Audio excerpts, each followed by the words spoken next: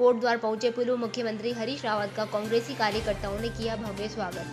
कांग्रेस के पूर्व मुख्यमंत्री हरीश रावत कोटद्वार पहुंचे, जहां पर उन्होंने कांग्रेस कार्यकर्ताओं के साथ आने वाले 2022 के चुनाव को लेकर विचार विमर्श किया। साथ ही पत्रकारों से प्रेस वार्ता कर मुख्यमंत्री तीरथ सिंह रावत पर निशाना साधा। वहीं कांग्रेस के पूर्व मुख्यमंत्री हरीश रावत ने कहा कि सरकार असहज है और संभावना है कि तय कार्यकाल से पहले ही नवंबर में ही विधानसभा का चुनाव हो जाए।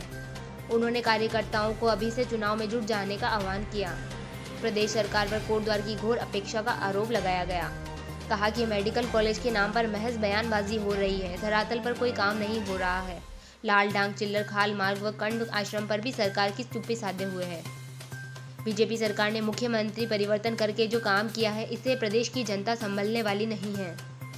इससे पहले व्यक्ति भाजपा के कंट्रोल में था और आज कांग्रेस के साथ में खड़ा है, तो निश्चित ही 2022 के चुनाव में कांग्रेस पूर्ण बहुमत से सरकार बनाएगी। नव भारत समाचार कोटद्वार उत्तराखंड से अनिल कुमार गुरु की रिपोर्ट। चेहरा देना पड़ा है, तो चेहरे का कुछ फायदा लग रहा है, राज्य को कोई फायदा मिलेगा, क्या लग रहा है? अभी तो कोई फायदा नहीं दिखाई दे रहा है, बल्कि अनिश्चित बातों के लिए उत्तराखंड सुर्खियों में है। और जिस तरीके की कुछ टिप्पणियां नए मुख्यमंत्री के श्रीमुख से निकली हैं, उससे हमको इस बात की चिंता हो रही है, क्या यही व्यक्ति हैं जिनके हाथ में हमारे राज्य की पतवार भाजपा नेतृत्व ने सौंपी है। तो किस तरीके से उनके बयान जो देख रहे हैं आप, कैसे आपको बयान लग रहे हैं? क्या वो बिना सोचे समझे बयान दे रहे हैं ये चीज़ें? मुख्यमंत्री के लिए ये शब्द का इस्तेमाल करना कि बिना सोचे समझे बयान दे रहे हैं, मैं नहीं करना चाहूँगा। लेकिन मैं ये भी नहीं कह सकता कि ये सोच विचार करके दिए गए बयान है। किसी व्यक्ति ने समझदारी के उसमें ये बयान दिए। क्यों इस तरीके के बयान दे रहे हो, क्या लग रहा है आपको? मुझे कुछ समझ में नहीं आता, बल्कि मैं बहुत दुखी हूँ। इससे हमारे राज्य के मुख्यमंत्रियों के स्तर में एक बड़ी गिरावट आई है। भाजपा ने एक गिरावट पैदा कर दी है, जिससे राज्य को संभलना कठिन होगा। अंतर क्या देख रहे हैं? पहले भी सीएम रहे बीजेपी के, TSR वो भी थे और TSR सेकंड है, अंतर क्या लग रहा है? TSR 1 और TSR 2 में एक कड़क राम थे, दूसरे लुप राम है। मगर और दूसरा अंतर ये लग रहा है कि पहले का व्यक्ति जो है भाजपाइयों के कंट्रोल में था, आज का व्यक्ति हमारे उजाड़ू बलदों के कंट्रोल में है। किस तरीके से लग रहा है कि वो इनके कंट्रोल में है? जो चीज़ आप बात, बहुत सारे निर्णय जो हुए हैं वो दिखाई दे रहे हैं, बहुत सारी घटनाएं दिखाई दे रही हैं, व्यक्तियों के व्यवहार दिखाई दे रहे हैं जो कह रहे हैं कि वो उजाड़ू बलदों के कंट्रोल में है।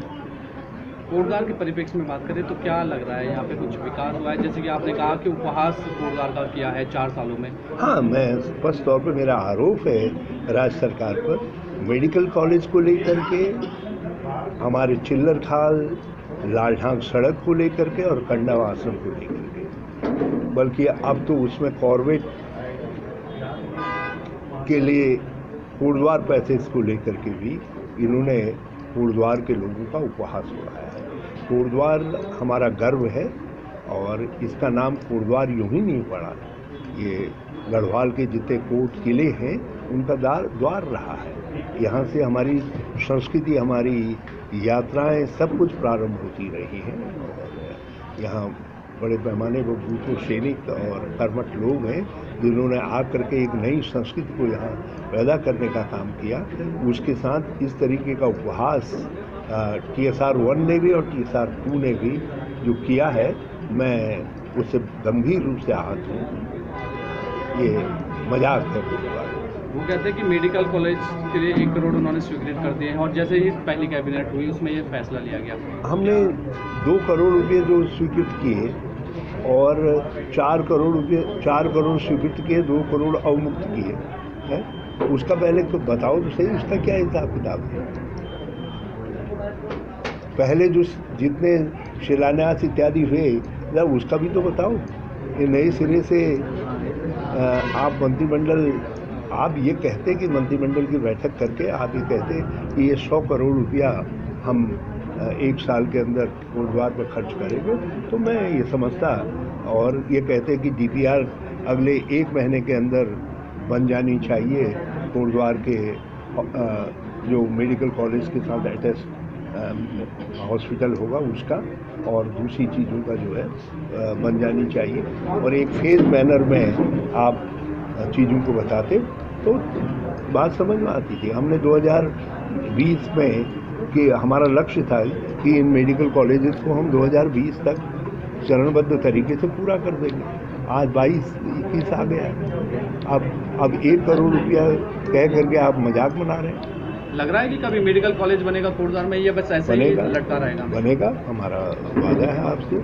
हमने जो कुछ कहा है उसको अवसर मिला हम करके दिखाएंगे। हाँ, चुनाव को लेकर अगर बात की जाए तो कितनी तैयार है कांग्रेस, और जो विधानसभा वार आप लोग भ्रमण भी कर रहे हैं, तो क्या लग रहा है, कितना फीडबैक लोगों से आ रहा है, जनता क्या कह रही है, परिवर्तन की मांग है जनता के बीच में, आप लग रहा है आपको? देखिए, जनता परिवर्तन चाह रही है, और समय और उत्तराखंड चीख करके कह रहा है कि अब बहुत हो गया, बस करो, और अब कांग्रेस की बारी है।